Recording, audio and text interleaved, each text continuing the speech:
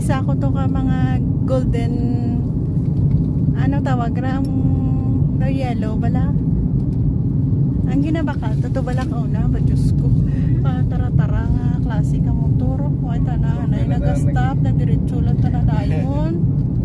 Pila nagliko na. May attentive ka.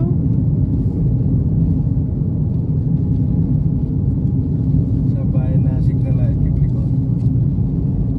Dapat before karan mga 20 meters. Signal light karon parang gas mo kini mo. Namaliko karon. Plano ka nga maliko mo, maran plan. Karagol pila to. Why go man ka ano ka nang aragyan. Hari-hari ka. Siya pinarayo ba? No. Second story ba gym yun ah. Mas bahan. Silahan. Ahoy taro gali. Ay oo. Sara ahoy. Sara to ya akong champion kay. Why kita nag-argue sa Sara? Why? Marayo on ano? Kung maagi to masulod na pa to sa traffic mo nanda Banwa. Tapos balik ko pa to hospital. Tapos rayo pang anhanta kang sa San Dionisio Sara boundary ka sa Sara kay San Dionisio ang labog na karsada.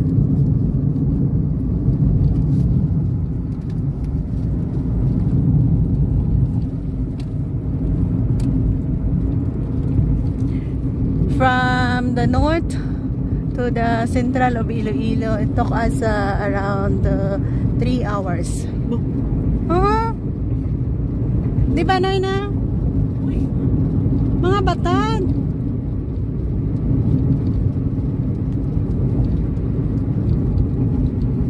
Nonoy, kung i-3 series mo pira, may pundo-pundo ta na mo. Sobra mga 3 hours. 3 hours ah. Ato na yung nag-shortcut kita mo. Hindi diyang dalan ka series. Shortcut road dya. Napatuyaran eh.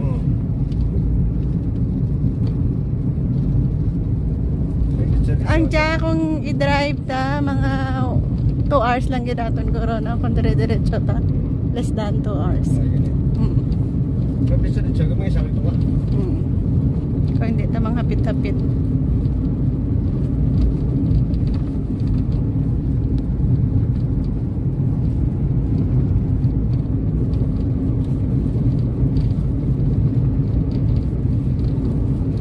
Gurong nagapiri puro ti nga na mga pabahay maran nga puro lang para rito eh.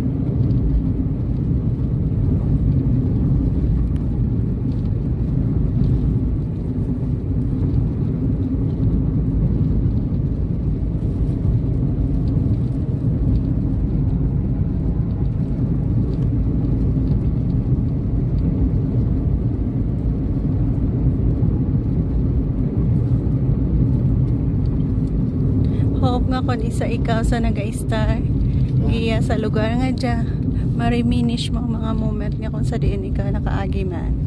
So mag-end man ako giya talat. Thank you for joining.